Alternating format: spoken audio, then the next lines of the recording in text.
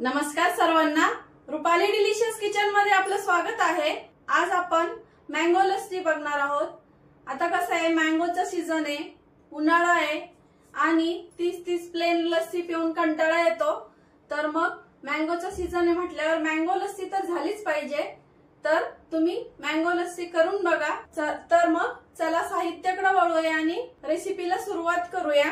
इथं मी 1 वाटी दही घेतलंय।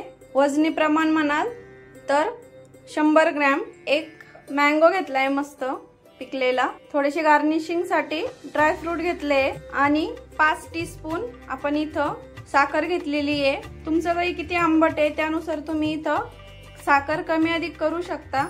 आणि इथं मी वेलची पूड घेतलेली आहे। थंड लस्सी आणखीन थंड होण्यासाठी बर्फाचे स्लाइस घेणार आहे।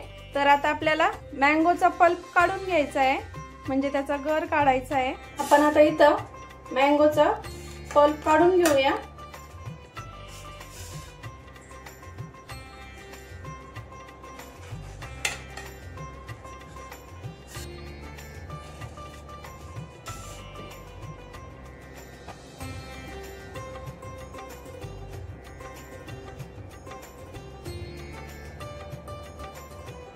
मस्त असं काढून घ्यायचं आहे हा। आता पूर्ण 1 मँगो पल्प काढून घेतलाय। यामध्ये आपल्याला साखर टाकून घ्यायची आहे आणि हे मिक्सरला फिरवायचं आहे, म्हणजे बारीक करून घ्यायचं आहे मिक्सरला। साखर आणि आंबा मिक्सरला बारीक केलं की वेलची पूड टाकून घ्यायची आणि घेतलेलं आपण हे दही टाकून घ्यायचं आहे आणि 4 ते 5 बर्फाच्या स्लाइस टाकायच्या आहे। याने आंबा असा बर्फाच्या स्लाइसने आंबा असा काळा पडत नाही आणि आहे तसाच कलर राहतो मस्त 2-1 तास तरी। आणि थंड पण होते भरपूर अशी लस्सी मस्त, त्यामुळे बर्फाच्या थोड्याशा स्लाइस टाकायच्या। आता हे मी मिक्सरला फिरून घेते। इथं बघू शकता आपली दाटसर अशी लस्सी मस्त रेडी झाली आहे। आता सर्व करूया।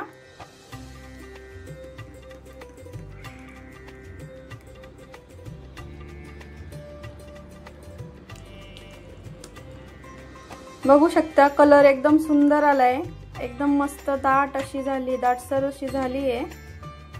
आता तुमच्या आवडीचे तुम्ही ड्राय फ्रूट याच्यावर टाकू शकता। दाटसर लस्सी, मँगो लस्सी, त्यावर मस्त अशी मँगो आईस्क्रीम।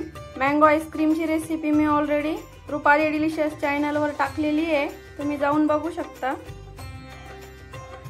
एकदा नक्की ट्राय करा, दोन्ही पण रेसिपी खूप छान होतात।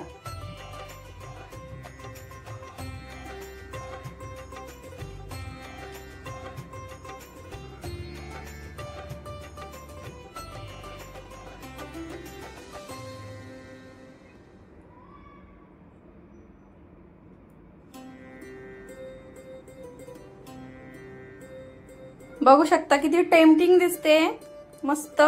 या उन्हाळ्यामध्ये मँगो लस्सी नक्की ट्राय करा आणि रेसिपी नक्की सांगा कशी झाली आहे।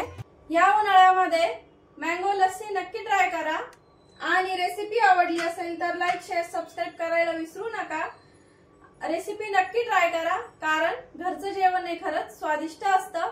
अशाच नवीन छान छान रेसिपींसोबत पुन्हा भेटूया, तोपर्यंत बाय बाय।